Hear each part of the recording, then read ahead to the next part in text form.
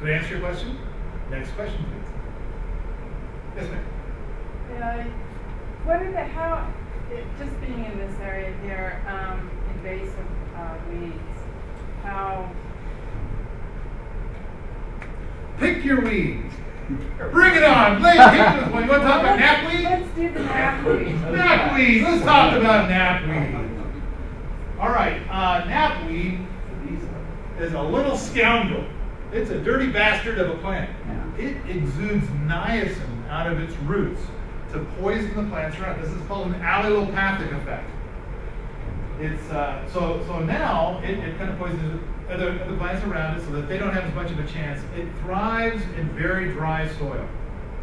So once the soil's got a little moisture to it, well, it doesn't do as good. So now most of that comes from rinsing. So every time it rains, it rinses us for the niacin. Niacin rinses away very easily. All right, so let's talk about Sepp's approach. Sepp's going to probably embrace most weeds, and he probably isn't going, if he were here, he probably isn't going to have too much trouble with knapweed. It'll be there, but it just won't be as dominant as it is. I mean, if you think about it, there are all kinds of things that outcompete knapweed. I mean, does a Douglas fir tree outcompete knapweed? Does an apple tree outcompete knapweed? Yeah. Any kind of tree is really going to outcompete knapweed once it gets started. Imagine if it's a little tiny seedling, the knapweed might win.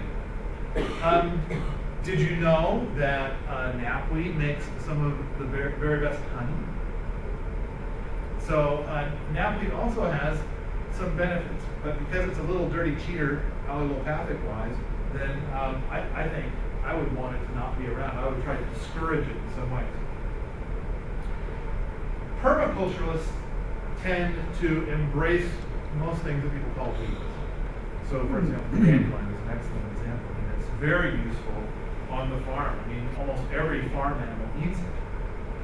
And it's got a deep taproot. It survives the summer around the world.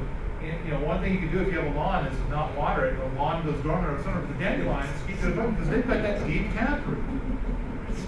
So, you know, there are plants that are problematic, and I would still try and control, but the list is much shorter for a permaculturalist. You know, when we start traveling this path, we start to explore the whole concept of natives.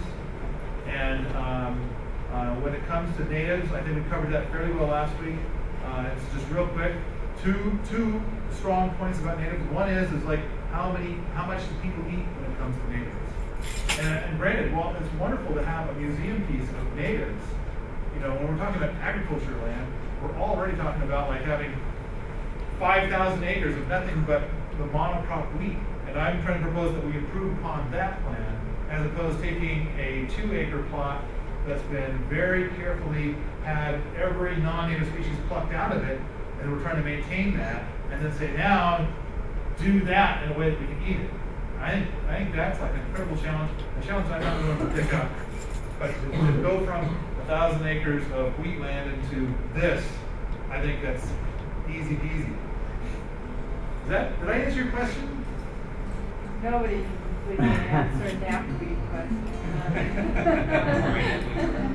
It's here. I can go to bindweed too. If you like this sort of thing, come on out to the forums at permies.com, where we talk about sustainability, homesteading, and permaculture all the time.